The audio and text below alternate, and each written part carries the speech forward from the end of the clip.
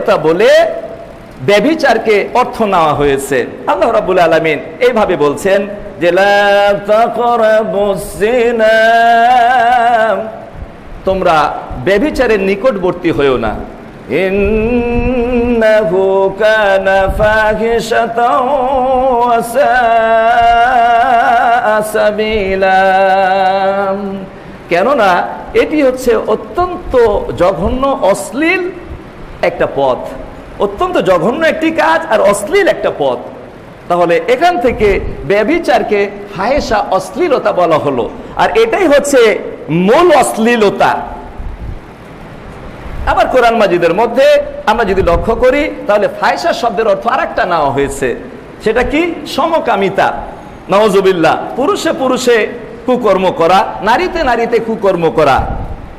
এই সমকামিতার অপরাধ আজকে শুধু বাংলাদেশে নয়, পৃথিবীর এমন কোনো দেশ নাই যেখানে সমকামিতা চলে না।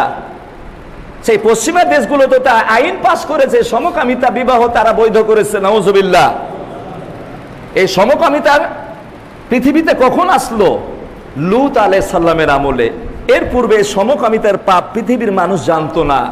তাই এই লূত আলাইহিস সালামের জাতি যখন এই অন্যায় জড়িয়ে পড়লো, লূত আলাইহিস সালাম দিনের পর দিন, রাতের পর রাত তাদেরকে বুঝাতে লাগলেন, কিন্তু তারা বুঝতো, মানলই না। উপরন্তু লূত আলাইহিস সালামকে গোপনে গোপনে হত্যা করার ষড়যন্ত্র শুরু করে দিল।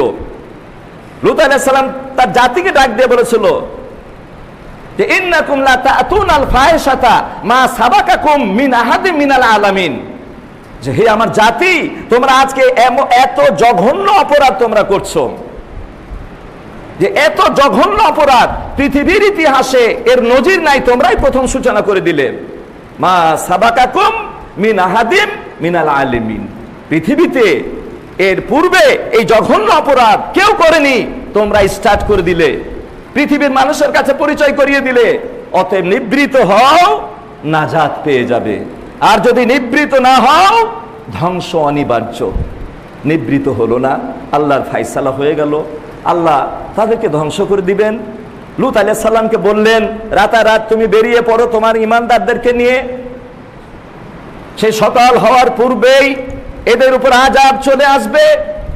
লূত আলাইহিস সালাম রাত্রের অন্ধকারে বেরিয়ে পড়লেন, শেষ রাত্রের এক অংশে বেরিয়ে পড়লেন। আল্লাহ পাক আযাব দিলেন, এত কঠিন আযাব দিলেন, কারণ এই সমকামিতা ব্যভিচারের চেয়ে জঘন্য, আর এই অপরাধগুলা আল্লাহর আযাবকে হালাল করে দেয়। তাই আল্লাহ রাব্বুল আলামিন তাদেরকে এত কঠিন আযাব দিলেন। তাদেরকে জিবরিল আলাইহিস সালামকে বললেন, জিবরিল যাও, এই জাতির পুরো জমিনটাকে আসমান পর্যন্ত নিয়ে গিয়ে উল্টে দিয়ে আসো। ফাজাআলা আলিয়াহা সাফিলাহা, তাদের উপরটাকে নিচে করে দিলেন।